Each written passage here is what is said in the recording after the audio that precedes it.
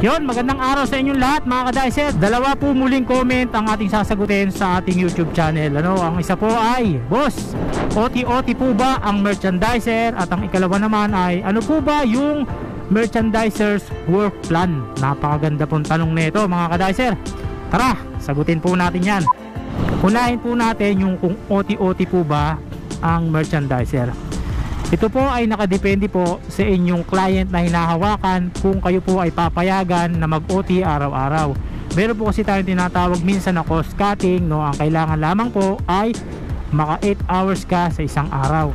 So meron naman po tayong tinatawag na open OT, no? Ibig sabihin kahit ilang oras ang maging OT mo sa isang araw pinapayagan kung lalong lalo na ang iyong company ay malakas at malalaking kumpanya, lalo na fast moving.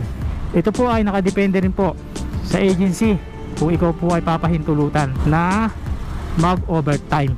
Okay, so ganun lang po, no?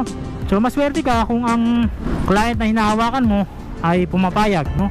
So siguro gawin mo, mag OT ka kahit at least minimum 2 to 3 hours a day. So malaking bagay na po yun, malaking dagdag na po yun sa iyong sasahurin. So make sure na yung pag-OT mo ay talagang merong hahantungan. Baka mamaya nag-OT ka lang para lang mag-bag, questionable po tayo doon. Kung mag-OT ka, meron kang delivery or meron kang kailangan na gawin sa yung display, refacing, mga ganyan. Pero po, meron po tayong tinatawag na regular OT, mga event na ginagawa ng mga tindahan. For example na dyan, yung refacing, relayout, annual inventory, cleaning, mga ganyan at iba't iba pa. Yan po, papayagan ka po dyan ng iyong client. So ayan, sana nakatulong ito, no? Shoutout sa iyo at maraming salamat.